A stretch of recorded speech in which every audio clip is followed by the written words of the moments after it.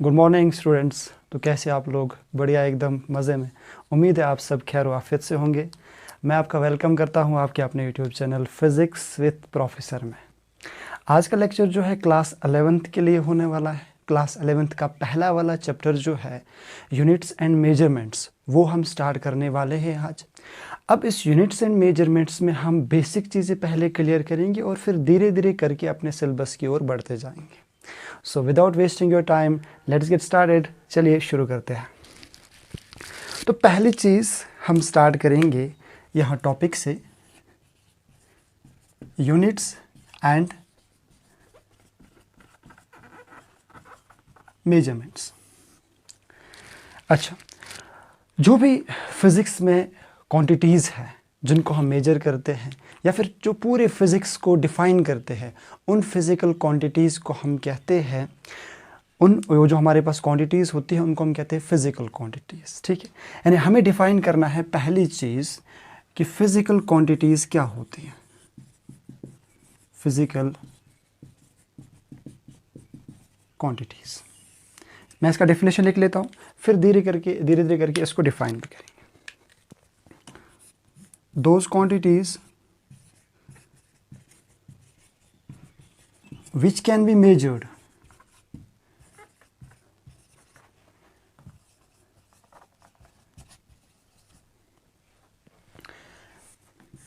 and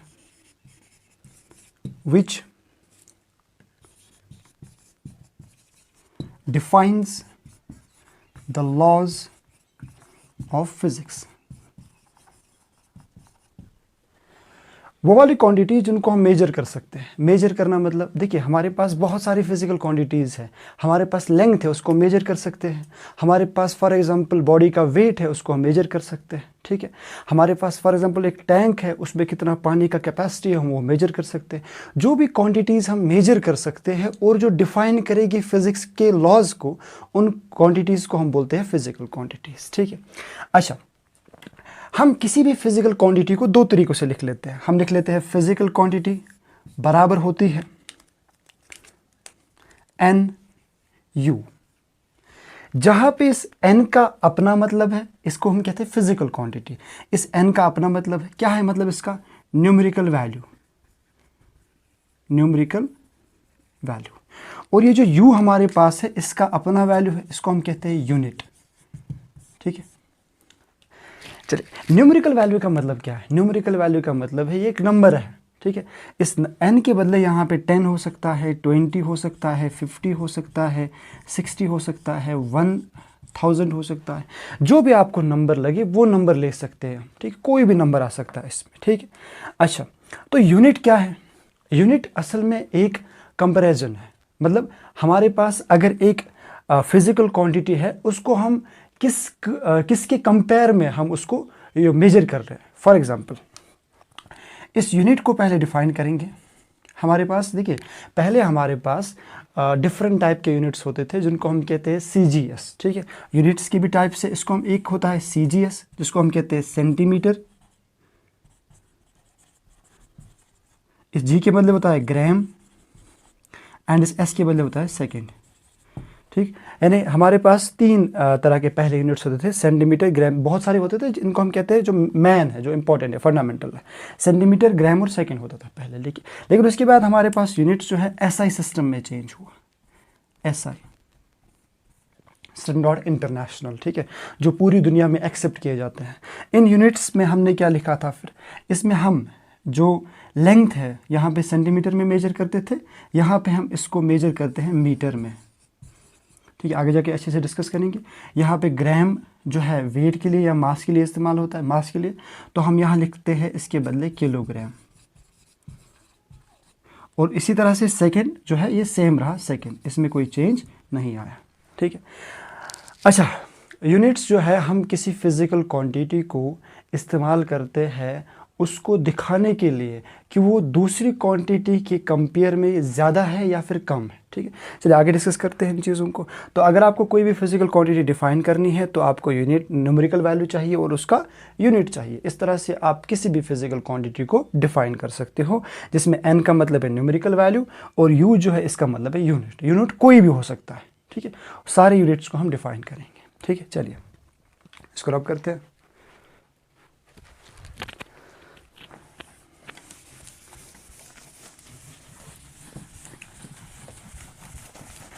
अच्छा, आगे हम बढ़ते हैं। अब हमारे पास जो क्वांटिटीज़ है वो कितनी है? ठीक है, हमारे पास कितनी क्वांटिटीज़ है? There are 3 types of physical quantities.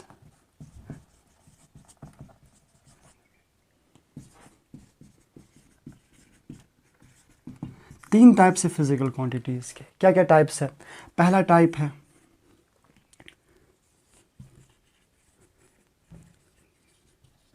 Fundamental, आपको फंडामेंटल फिजिकल क्वांटिटी लिख सकते हो, फंडामेंटल क्वांटिटीज़ लिख सकते हो। दूसरा हमारे पास आता है डिराइव्ड क्वांटिटीज़, और तीसरा आता है हमारे पास, उनको हम कहते हैं सप्लीमेंट्री क्वांटिटीज़।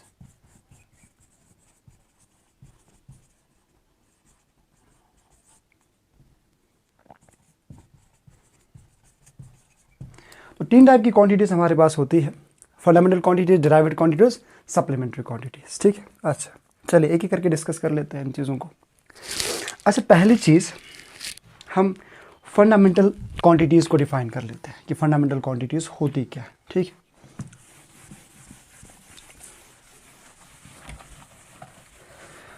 अच्छा फंडामेंटल क्वांटिटीज़ को डिफाइन करने से पहले मैं आपको ये एक चीज़ और समझाऊंगा।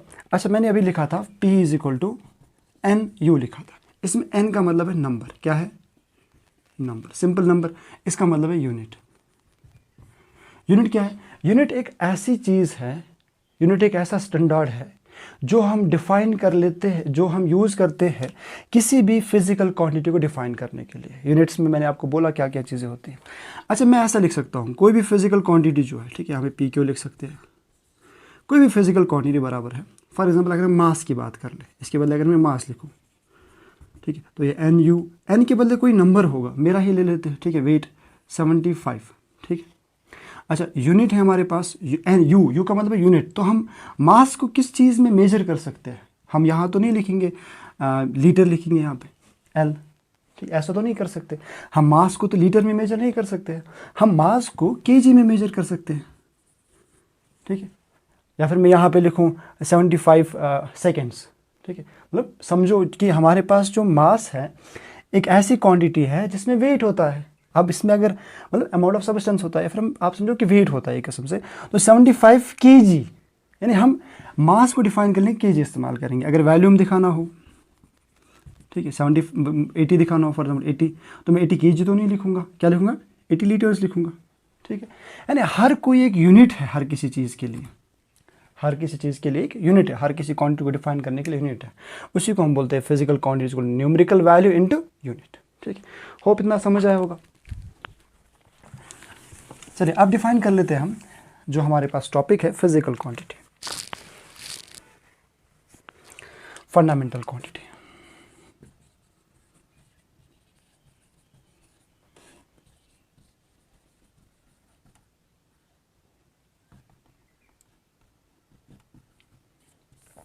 स्पेल में कभी कभार इधर उधर हो सकता है, उसके लिए हम माजरत का है, माफ़ी मांगते हैं। अच्छा, तो फंडामेंटल क्वांटिटीज़ हमारे पास क्या होती हैं?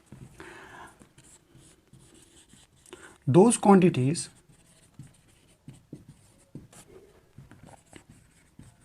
which are not derived from other physical quantities,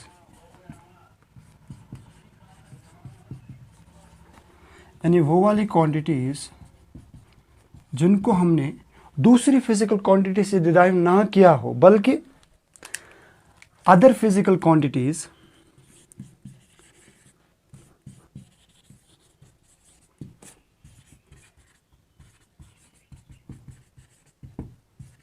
are derived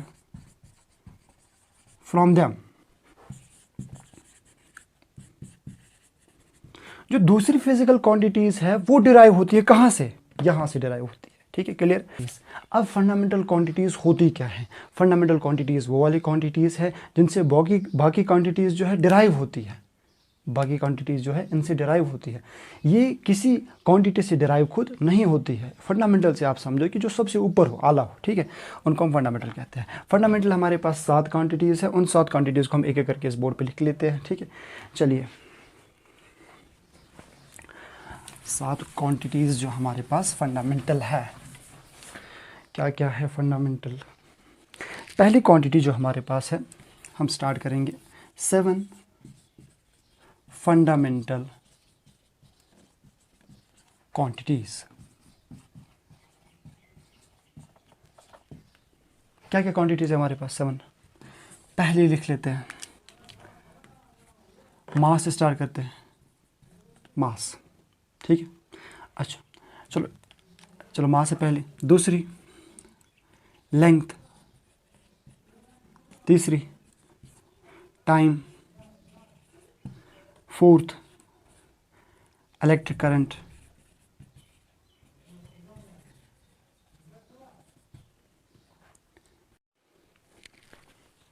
तो पहली क्वांटिटी मास, दूसरी लेंथ, तीसरी टाइम और चौथी जो है इलेक्ट्रिक करंट, और पांचवी जो हमारे पास है वो टेम्परेचर आता है, और 6 जो है हमारे पास आता है ल्यूमिनस इंटेंसिटी, और 7th जो हमारे पास आता है वो है अमाउंट ऑफ सब्सटेंस। पहली चीज़ लिख लेते हैं, मास हमारे पास है। मास क्या होता है? अच्छा, ये हमारे पास यहाँ ऊपर में लिखता हूँ फिजिकल क्वांटिटीज़, ठीक है। ये फिजिकल क्वांटिटीज़ है, ये उनके यूनिट्स है, और ये इनका सिंबल है, ठीक। ये हमारे पास जो मास है, इसको किस चीज़ में हम मेजर करते हैं? वो है किलोग्राम्स, ठीक है। उसका सिंबल क्या है? केजी लिख लेते हैं, ठीक है। लेंथ को किस में मेजर करते हैं? इसको हम मीटर में मेजर करते हैं। इसको कैसे डिफाइन करते हैं? तो एम से, स्मॉल एम से डिफाइन कर लेते हैं। उसके बाद टाइम को किस में कर लेते हैं? फंडामेंटल आपको पता ही होगा, सेकेंड, ठीक है। और उसका यूनिट क्या है? एस दिखाते हैं इसका यूनिट, ठीक। इलेक्ट्रिक करंट को हम एम्पियर में डिनोट करते हैं, ये इसका ऐसा यूनिट जो है एम्पियर है, ठीक है। एम्पियर को आप सिंपल ए से लिख लेते हो, ठीक। टेम्परेचर को हम, देखिए टेम्परेचर के बहुत सारे यूनिट्स है, इसमें हम केल्विन भी लेते हैं, सेल्सियस भी लेते हैं, फ़ारेनहाइट भी लेते हैं, लेकिन जो इसका ऐसा यूनिट है, जो इसका बेसिक यूनिट है, दैट इज़ केल्विन। इसको हम के से डिनोट कर लेते हैं। ल्यूमिनस इंटेंसिटी, ठीक है, अभी डिस्कस करेंगे एक एक करके। ल्यूमिनस इंटेंसिटी हमारे पास होता है, इसको हम लेते हैं कैंडेला, सी डी से लिख लेते हैं। और जो लास्ट वाला अमाउंट ऑफ सब्सटेंस सबको पता होगा, मोल, एम ओ एल लिख सकते हो, ठीक है, एम एल लिख सकते हो, जो आपको अच्छा लगे। अच्छा, तो ये हमारे पास बेसिक 7 फंडामेंटल क्वांटिटीज़ है। इन 7 फंडामेंटल क्वांटिटीज़ को आपको किसी भी सूरत में याद रखना है, किसी भी सूरत में, ठीक है। अगर आप इन 7 फंडामेंटल क्वांटिटीज़ को याद नहीं रखोगे, ना आपको डायमेंशंस समझ आएगा, ना ही आपको डिराइव्ड फिजिकल क्वांटिटीज समझ आएंगे। इन 7 क्वांटिटीज़ को याद रखना बहुत ज़्यादा इंपॉर्टेंट है। तो आप एक काम करोगे, इन 7 फिजिकल क्वांटिटीज़ को एक साफ पेज पे लिखोगे, एक स्क्रीनशॉट उठाओगे उसका, एक फ़ोटो उठाओगे उसका, उस फोटो को अपने मोबाइल का वॉलपेपर कुछ दिन के लिए रखोगे, इसकी इमेज आपके ब्रेन में बनेगी, याद रखने की ज़रूरत भी नहीं है, ठीक है। चलिए, शाबाश। तो इस चीज़ को रब कर लेते हैं। ये हमारे पास बहुत इंपॉर्टेंट है, ठीक। अच्छा,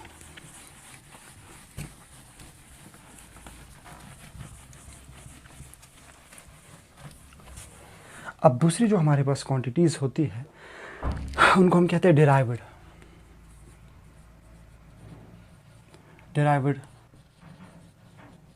फिजिकल क्वांटिटीज़। आप लिख लीजिए इसके नीचे, दोज क्वांटिटीज़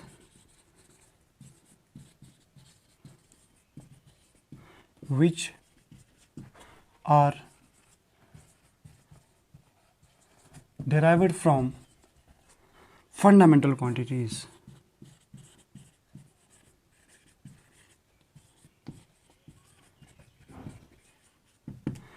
ये वो वाली क्वांटिटीज़ है जिनको हमने फंडामेंटल क्वांटिटी से डिराइव किया हो, ठीक है। हमारे पास क्वांटिटीज़ तो है फंडामेंटल, साथ जो हमने लिखी थी उनके यूनिट्स भी सब कुछ याद किया होगा आप लोगों ने। तो ये वाली क्वांटिटीज़ उनसे डिराइव होते हैं, किन से, जो हमारे पास फंडामेंटल क्वांटिटीज़ हो। एग्जाम्पल, अगर मैं आपको बोलूँ आप मुझे एरिया का यूनिट निकाल के दे दोगे तो आप क्या करोगे? एरिया बराबर होता है लेंथ इंटू ब्रेड्थ, ठीक है। सो मैं एरिया को लिखूंगा, लेंथ के बदले लेंथ को किस में मेजर करते हैं, ठीक है। अभी ऐसे देखा आपने फंडामेंटल मीटर में कर लेते हैं, इनटू क्या ब्रेड्थ भी एक किस्म की लेंथ ही है ना। ब्रेड्थ भी हम मेजर करते हैं ना स्केल से, ठीक है। सो इसको हम लिखेंगे metre into metre. So area का जो ऐसा यूनिट है वो होगा मीटर स्क्वायर, मीटर स्क्वायर। अच्छा, हमने लेंथ का देखा था वो मीटर था, पर यहाँ पे क्या आया, मीटर स्क्वायर आया। सो दिस एरिया का जो ऐसा यूनिट है दिस इज डिराइव्ड, ठीक है। सिमिलरली अगर आप देखोगे वॉल्यूम का, वो होता है length into breadth into height, तीनों को हम मीटर में मेजर कर सकते हैं। सो वॉल्यूम का आएगा metre into metre into metre, ठीक है। सो 3 बार मीटर आएगा।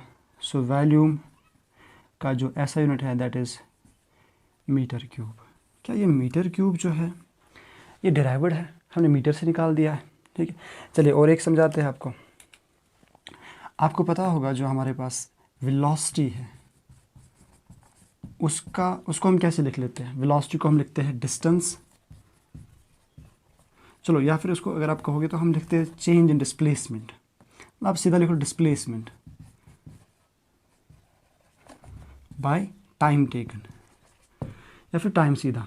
तो वेलोसिटी का जो कैसे लिख सकते हैं, वेलोसिटी को डिस्प्लेसमेंट को किस में मेजर कर सकते हैं, ठीक है। पहले आपको समझना पड़ेगा डिस्प्लेसमेंट क्या है और डिस्टेंस क्या है, ठीक है। चलिए अगले बोर्ड पे मैं आपको समझाऊंगा। अभी के लिए हम लिख लेते हैं डिस्टेंस को हम मीटर में मेजर कर लेते हैं डिवाइड बाय टाइम को किस में मेजर करते हैं, सेकेंड में मेजर कर लेते हैं। सो वेलोसिटी का जो ऐसा यूनिट है that is metre per second. ये ऊपर आएगा ना, ये मीटर अपनी जगह पे, ये ऊपर आएगा तो माइनस बन जाएगा, ठीक है। सो ये जो आप देख लो, ये जो वेलोसिटी का ऐसा यूनिट है मीटर पर सेकेंड, तो इस वेलोसिटी को हम पढ़ लेते हैं metre per second. Metre per second का मतलब क्या है कि मीटर पर सेकेंड मतलब सेकेंड नीचे था डिवाइड में, ठीक है, ऊपर आया। अब देख लो आपने 7 फंडामेंटल क्वांटिटीज़ को याद रखा है, उसमें आपने लेंथ का देखा था मीटर था, टाइम का सेकेंड था। क्या इसका जो ऐसा यूनिट है वहाँ से डिराइव हुआ है जो फंडामेंटल क्वांटिटीज़ है? सो ये जो वेलोसिटी है ये हमारे पास क्या है, एक डिराइव्ड यूनिट है, यानी डिराइव्ड फंडामेंटल क्वांटिटी है, डिराइव्ड फिजिकल क्वांटिटी है। क्लियर इतना, ठीक है। चलिए ये 3 एग्जांपल्स और भी एग्जांपल्स कर लेते हैं। पहले मैं आपको डिस्प्लेसमेंट और डिस्टेंस समझाता हूँ क्या है, ठीक है। इसको मैं अब कर लेता हूँ। देखिए, अगर आपको वीडियो अच्छा लग रहा है, यहाँ तक देख के आए हो आप, यहाँ तक आपने देख लिया, तो इसका मतलब आपको वीडियो ठीक लग रहा है, आपको मज़ा आ रहा है देखने में, ठीक। तो थोड़ा सा हेल्प करने के लिए या फिर थोड़ा सा एक एनर्जी देने के लिए आप मेरी वीडियो को लाइक शेयर सब्सक्राइब कर सकते हो चैनल को, ठीक है, फिज़िक्स विद प्रोफेसर, ठीक। अच्छा, तो आगे मैं आपको 2 चीज़ें समझाऊंगा। क्या है, एक तो डिस्टेंस होता है, क्योंकि अक्सर मुझे उम्मीद है कि आप लोगों को ये पता होगा, लेकिन अक्सर हम डिस्प्लेसमेंट और डिस्टेंस में थोड़ी सी मतलब हम कहते हैं कि डिस्प्लेसमेंट और डिस्टेंस में उतनी हम अच्छे से डिफ्रेंशिएट नहीं कर पाते हैं इन चीज़ों को डिफाइन करने के लिए। डिस्टेंस क्या होता है? डिस्टेंस होता है एक्चुअल पाथ लेंथ, या फिर इसको हम कह सकते हैं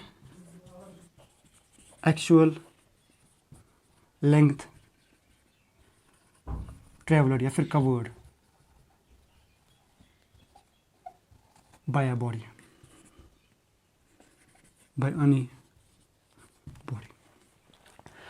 कितनी लेंथ ट्रेवल की, कितनी डिस्टेंस कवर की, कितनी पाथ ट्रेवल कर ली, ठीक है, कितनी लेंथ कवर कर ली एक बॉडी ने, उसको हम कहते हैं डिस्टेंस, ठीक है। अच्छा, डिस्प्लेसमेंट को कैसे लिख लेते हैं?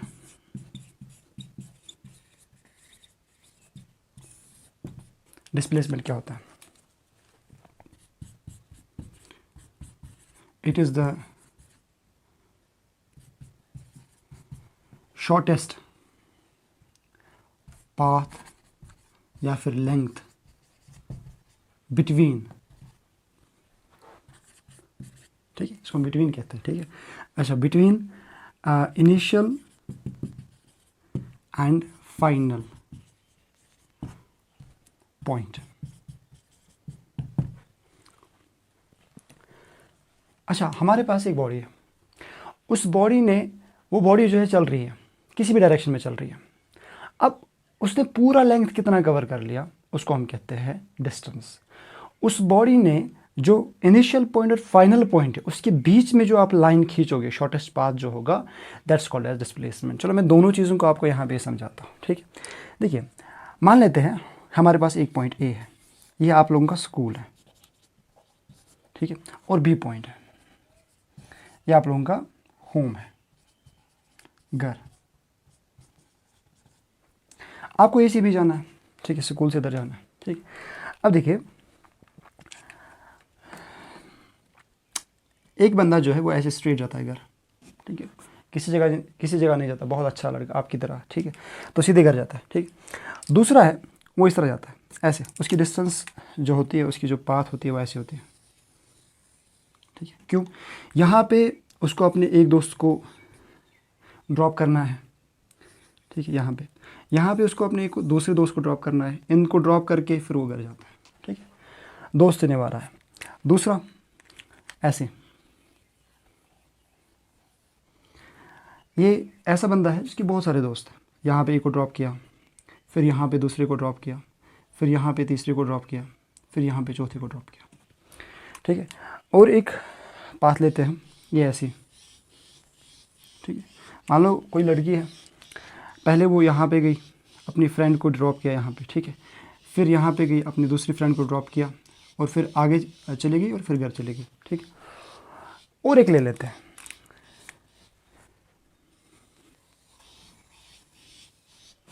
ये लास्ट वाला।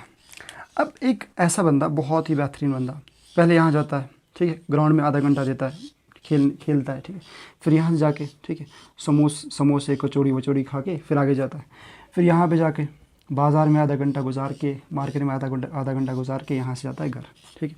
तो ये आप देख सकते हो डिफरेंट पाथ्स है, ठीक है। अच्छा, क्या हर कोई पाथ का जो इनिशियल और फाइनल पॉइंट है सेम है, ठीक है। अगर आपको ऐसा नहीं समझ आए तो आप मान लो कि एक ही बंदे की डिफरेंट पाथ्स है। एक दिन वो स्ट्रेट जाता है घर, दूसरे दिन वो ऐसे यहाँ से घर जाता है, तीसरे दिन वो यहाँ से घर जाता है, फोर्थ उसका ये होता है, फिफ्थ उसका ये होता है, ठीक है।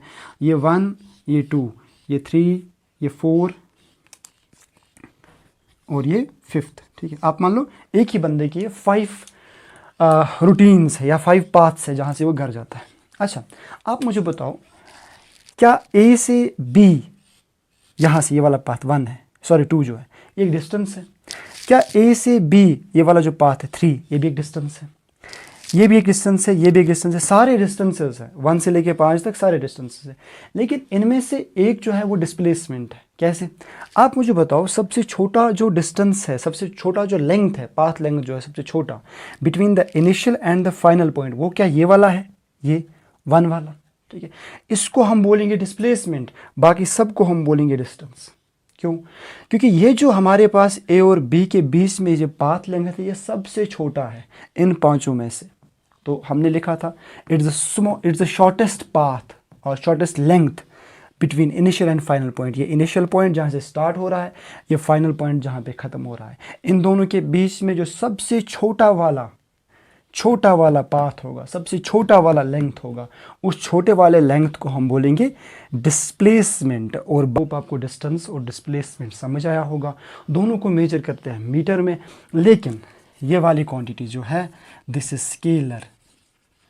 आगे समझेंगे, अभी के लिए याद रख लो, ये वाली क्वांटिटी जो है दिस इज वेक्टर, ठीक है। स्केलर वेक्टर आपका आगे आने वाला टॉपिक है, ठीक है, चैप्टर है, वो आगे देख लेंगे। अभी के लिए याद रख लो, स्केलर वो होते हैं जिनमें सिर्फ डायरेक्शन हो, सॉरी मैग्नीट्यूड हो, डायरेक्शन ना हो, ठीक है। Scalar are those which has only magnitude but not direction. Vectors are those which have both magnitude as well as direction, ठीक है। आगे अच्छे से डिस्कस करेंगे स्केलर्स और वेक्टर्स के। अभी के लिए ये सब नोट कर लीजिए। चलिए इसको रब कर लेते हैं। देखिए, हम धीरे धीरे करके सिलेबस को कवर करेंगे ताकि आपके जो सारे टॉपिक्स हैं वो अच्छे से क्लियर हो जाए, आपका कोई डाउट ना रहे किसी भी लेक्चर में, किसी भी टॉपिक में। कोई लेक्चर में आपको डाउट लग रहा है, कोई टॉपिक में आपको डाउट लग रहा है, आप मुझे कमेंट्स करके मुझे बोल सकते हो, मैं अगली क्लास में उसको क्लियर करने की कोशिश करूँगा। चलिए, अच्छा, कुछ और डिराइव्ड क्वांटिटीज़ ले लेते हैं। जैसे आप मुझे बता दीजिए, ये हम यहाँ पे लिख लेता हूँ, डिराइव्ड क्वांटिटीज़। अच्छा, लेक्चर बड़ा हो रहा है पर एक कर लेते हैं, कोशिश करते हैं एक ही चैप्टर में, एक ही लेक्चर में सारा ख़त्म करने की। डिराइव्ड फिजिकल क्वांटिटीज़ हमारे पास, आप मुझे बता दीजिए एक्सेलरेशन। एक्सेलरेशन का आपको यूनिट निकालना है, कैसे निकालोगे याद नहीं है, बहुत आसान तरीके से हम समझाएंगे आपको। पहले लिखो एक्सेलरेशन किसके बराबर है, ये तो कम से कम याद होना चाहिए कि एक्सेलरेशन किसके बराबर है, ठीक है। ये वेलोसिटी बाय टाइम। अच्छा, नहीं याद, वेलोसिटी का निकाला था अभी, मीटर पर सेकंड, आपको नहीं याद, छोड़ दो, ठीक है। क्या, अच्छा, वेलोसिटी बताओ ज़रा, वेलोसिटी किसके बराबर है? क्या ये डिस्प्लेसमेंट डिवाइड बाय टाइम है? ये किसका मैंने लिखा, वेलोसिटी का, पर नीचे तो और एक टाइम है, तो नीचे एक टाइम और, समझ आ रहा है? ये वाली जो चीज़ है, ये वाली, ये किसके बदले है? इस वेलोसिटी के बदले। नीचे पर और एक टाइम है, उसको मैंने ऐसे लिख लिया। डिस्प्लेसमेंट किस में? मीटर में। टाइम किस में? सेकेंड में।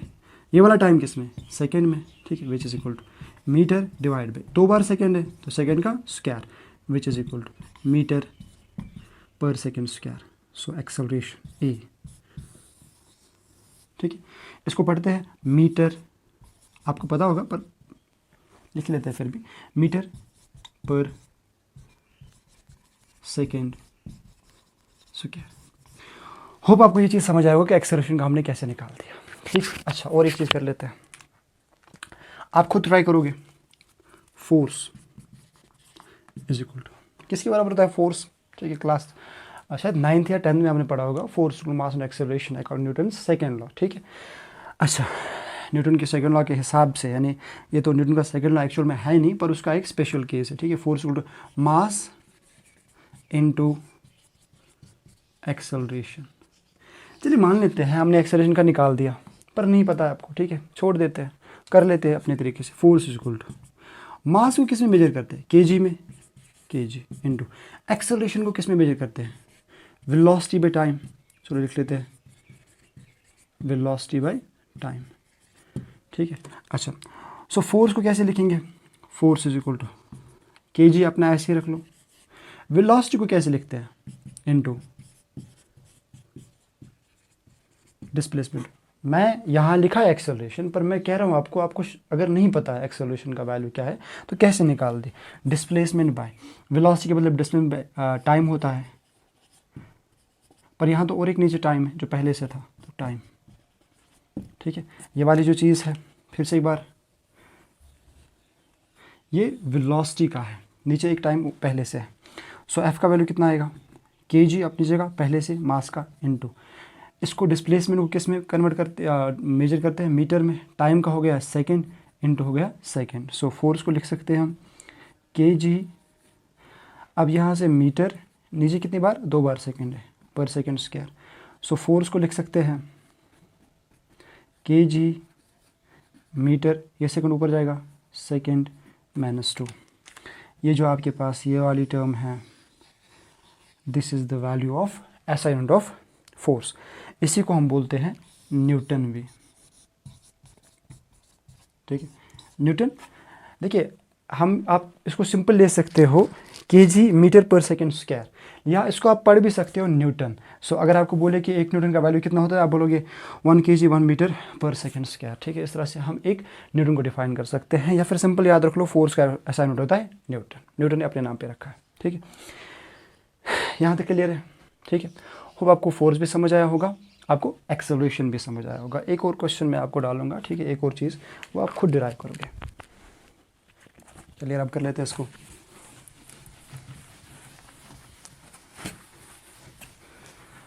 यहाँ तक आ चुके हो आप, मतलब मज़ा आया है वीडियो में, ठीक।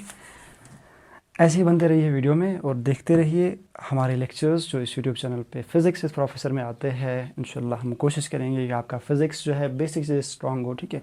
यहाँ पे इस यूट्यूब चैनल पे हम आपकी बेसिक चीज़ें क्लियर करते हैं, ठीक है। आपका जो बोर्ड है, चाहे जगह बोस है, चाहे आपका CBSE है, अब तो सारा कुछ सेम सिमिलर हो गया है न्यू एजुकेशन पॉलिसी के बाद। यानी ये जो यहाँ पे लेक्चर्स आएंगे ये आपके बोर्ड एग्ज़ाम्स के लिए बहुत ज़्यादा इंपॉर्टेंट है। ज़रा सी चीज़ जो इसमें आती है वो इंशाल्लाह हम कोशिश करेंगे आपको क्लियर करने के लिए। आगे बढ़ते हैं डिराइव्ड फिजिकल क्वांटिटी में एक और डेंसिटी। बताइए डेंसिटी किसके बराबर होती है, आप खुद कर लीजिए, ठीक है। होप आपने किया होगा, वीडियो को पॉज करके आप ये कर सकते हो, ठीक है। चलिए, डेंसिटी होता है मास पर यूनिट वॉल्यूम, ठीक है। मास किस में कन्वर्ट कर ले, किस में मेजर करते हैं, सॉरी, मास को मेजर किस में करते हैं, ऐसा यूनिट में, केजी में, डिवाइडेड बाय वॉल्यूम को किस में करते हैं। अब आपको पता है length into breadth into height, ठीक है। तो 3 बार मीटर आता है तो मीटर क्यूब, ठीक है। अच्छा, जैसे वो 3 बार 52, ठीक है। अच्छा, तो kg metre -3, this is the ऐसा यूनिट ऑफ डेंसिटी। क्या ये ऐसा यूनिट जो है फंडामेंटल से निकला है। हमने मास को मेजर किया था केजी में, यहाँ तो केजी है। हमने लेंथ को मेजर किया था मीटर में, यहाँ तो मीटर है। इसका मतलब ये निकला है उन चीज़ों से, इसको हम कहते हैं डिराइव्ड, ठीक है। अच्छा, और एक चीज़ कर लेते हैं, मोमेंटम, लीनियर मोमेंटम, ठीक है। वेनुगोपाल अय्यर, मोमेंटम जो हमारे पास होता है इसको हम कैसे लिख लेते हैं, पी से डिनोट करते हैं ना, याद है किसी को, कर लीजिए आप, पहले आप कोशिश कर लीजिए। मास इंटू वेलोसिटी, ठीक है, लीनियर मोमेंटम। अच्छा, मास सिंपल एम है तो एम के बदले केजी। अब फिर से मैं आपको बोल रहा हूँ, वेलोसिटी का नहीं पता है, ठीक है, कैसे निकालोगे, ठीक है, सिंपल, बहुत जल्दी से। वेलोसिटी पता है डिस्टेंस बाई टाइम, तो डिस्टेंस का होता है मीटर, टाइम का हो गया सेकंड, तो ऊपर आएगा, ठीक है। ऐसे निकाल सकते हो इजीली, तो हो गया metre per second. So this is the ऐसा यूनिट ऑफ मोमेंटम, सॉरी। अच्छा, और एक कर लेते हैं, इम्पल्स का आप मुझे बताओ, पहले इम्पल्स होता क्या है। फॉर एग्जांपल मेरे पास ये पेन है, ठीक है, इस पेन को मैंने यहाँ पे रख लिया, यहाँ से मैंने उठा लिया, फिर वापस रख लिया, मैंने बहुत कम टाइम के लिए इसको उठा लिया, बहुत कम टाइम के लिए इस पेन को उठाया था, ठीक है। तो कम टाइम पे इस पे कितना फोर्स लगा था, that's called as momentum. So momentum होता है, पहले लिख लेते हैं,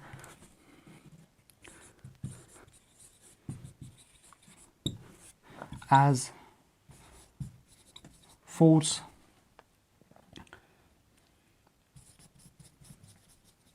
applied for a small time. So impulse होता है फोर्स इंटू स्मॉल टाइम, या फिर आप टाइम ही लिख लो। अच्छा, क्या एक सिंपल सा यूनिट इसका मैं ले सकता हूँ, सिंपल सा यूनिट, इसको किस में मेजर कर लेते हैं, न्यूटन में, न्यूटन, इसको सेकंड में, सो न्यूटन सेकंड, न्यूटन सेकंड। ये किसका ऐसा यूनिट है, ये है इम्पल्स का ऐसा यूनिट, ठीक है, न्यूटन सेकंड। पर अगर मैं आपको बोलूँ कि आप मुझे जो है पूरा इसका निकाल के दे दो, कैसे करोगे आप, ठीक है, यहाँ कर लेते हैं साइड में। So impulse I is equal to force into second, या फोर्स इंटू टाइम, चलो टाइम लिख लेते हैं। इम्पल्स आई का वैल्यू होगा, फोर्स का ऐसा यूनिट क्या है, न्यूटन है, पर न्यूटन को कैसे डिफाइन कर लेते हैं, तो होता है मास इंटू एक्सेलरेशन इंटू क्या हो जाएगा, टाइम हो जाएगा, ठीक है। मास, फोर्स के बदले मास इंटू एक्सेलरेशन, ठीक, इंटू क्या होगा, टाइम होगा, ठीक है। इम्पल्स का वैल्यू, मास किस में, केजी, एक्सेलरेशन किस में कर लेते हैं, यहाँ लिख लेते हैं, acceleration is equal to velocity by time.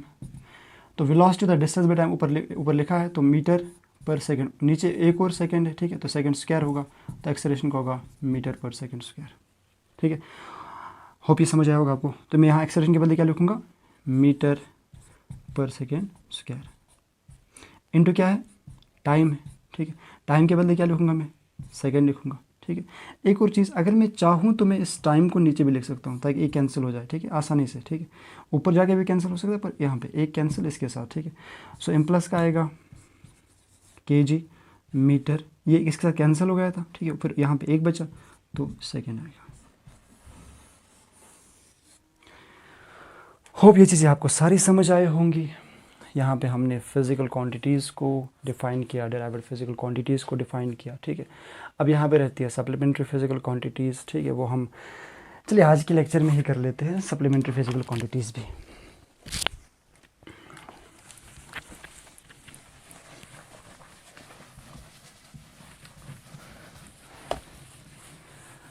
Supplementary physical quantities.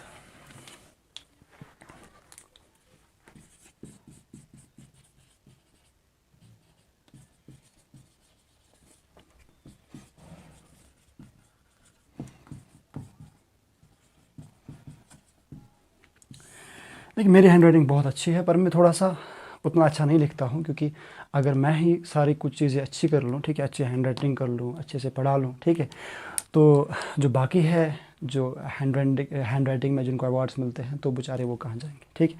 चलिए, अच्छा, स्पेलिंग में भी कभी कभार मेरी मिस्टेक्स होती है, उनको आप थोड़ा सा लेट गो कीजिएगा। अच्छा, सप्लीमेंट्री फिजिकल क्वांटिटीज़ दो होती है। एक तो हमारे पास होता है प्लान एंगल, दूसरा हमारे पास होता है सॉलिड एंगल, ठीक है। प्लान एंगल को हम मेजर कर लेते हैं रेडियंस में, एंड इसको हम मेजर कर लेते हैं स्टी रेडियंस में,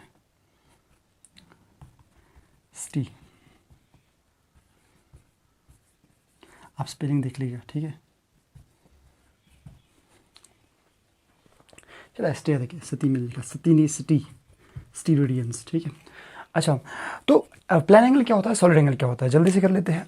अच्छा देखिए, angle between two plans, angle between two plans. For example, मेरे पास एक प्लान ये है, लाइन से नोट कर लेता हूँ।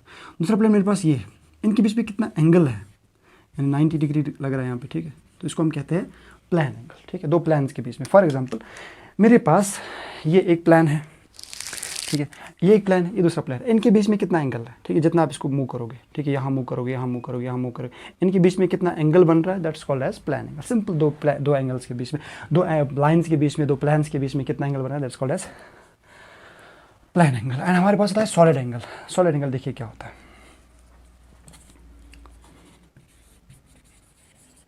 Angle in 3 dimensions, 3 dimensions. अच्छा देखिए, हमारे पास एक कून है, आपने 10 रुपये का एक कून लाया है, 15-20 रुपये का जो भी आपकी आइसक्रीम लाई आपने। अच्छा, यहाँ पे आप बताओ मुझे, क्या ये 3D होता है यहाँ पे नीचे, ठीक है, नीचे ऐसे होता है ना, कून जो होता है वो ऐसे होता है, 3D होता है, ठीक है, ऐसे नहीं होता, ठीक है, 3D होता है, ठीक है। यहाँ पे पूरा कितना एंगल बन रहा है, इस पूरी, यानी 3D में कितना एंगल बन रहा है इस पूरे एंगल में, उसको हम कहते हैं, ये हमारे पास जो है इसको हम कहते हैं स्टी रेडियंस, ठीक है, इसको हम सॉलिड एंगल कहते हैं। क्या कहते हैं, सॉलिड एंगल, ऐसे, ठीक है। सो होप आपको समझ आया होगा सॉलिड एंगल क्या होता है और हमारे पास जो है प्लान एंगल क्या होता है। अच्छा, इसको हम लिखते हैं ऐसा है, d theta is equal to, अगर थीटा होगा तो बड़ा होगा तो थीटा लिख लेते हैं, ठीक है, ए बाई आर, ठीक है, स्क्वायर होता है, ठीक, या फिर उसको लिख देते हैं r d theta is equal to d a by r square. Measure करने का तरीका है एक। अच्छा, यहाँ पे और एक चीज़ हम लिखते हैं ना, कभी पाई लिख लेते हैं, पाई इज इक्वल टू, पाई का वैल्यू कितना होता है, 180 होता है, ठीक है, या फिर पाई बाई 2 लिख लेते हैं हम, कितना होता है, 90 होता है, ठीक है। ये पाई जो है ना, इसको हम बोलते हैं रेडियंस, ये तो एंगल है, ठीक है, एंगल का वैल्यू है, ठीक है। तो यहाँ पे theta is equal A by R, A क्या है, ए का, ये तो ए है, ये एरिया, ठीक है, एरिया इसका जो है, ये वाला सारा जो रेड से कवर किया गया है। और हमारे पास जो आर है, इसका जो रेडियस है, ठीक है, इसका रेडियस एक होगा, ठीक, इसका एक रेडियस होगा यहाँ पे, ठीक है, रेडियस, ठीक। सो दिस जो हमारे पास theta equal A by R, यहाँ पे एंगल कितना बन रहा है, ये थीटा अगर मैं मान लूँ यहाँ पे, तो एंगल कितना बन रहा है, ए बाई आर, एरिया कितना हो, रेडियस कितना है, ठीक है, पर इसको स्क्वायर ले लेते हैं, d theta equal d a by r square, ठीक। सो हमारे पास ये दो चीज़ें हैं, हमारे पास सप्लीमेंट्री फिजिकल क्वांटिटीज़, हमारे पास physical quantities, derived physical quantities, सारी चीज़ें मैक्सिमम क्लियर हो सके इस वाले लेक्चर में। होप है, उम्मीद है आपको वीडियो लेक्चर अच्छा लगा होगा। थोड़ा सा लेंथी हुआ, लेकिन इसमें हमने कोशिश की है सारी चीज़ें क्लियर करने की, ठीक। यहाँ तक आप आ चुके हो तो नीचे जो रेड बटन होता है ना, लाल बटन होता है, ठीक है, जिस पे सब्सक्राइब लिखा होता है, उसको आप सब्सक्राइब कर लीजिए, ठीक है। तो सब्सक्राइब करने के बाद आप बेल आइकन भी प्रेस कर सकते हो, जब भी मेरी वीडियो आएगी तो आप वो वीडियो देख सकते हो। हमने क्लास 11th का स्टार्ट किया है, क्लास 12th का भी धीरे धीरे करेंगे और क्लास 10th का भी करेंगे, ठीक है। मिलते हैं अगले लेक्चर में, तब तक के लिए अल्लाह हाफ़िज़।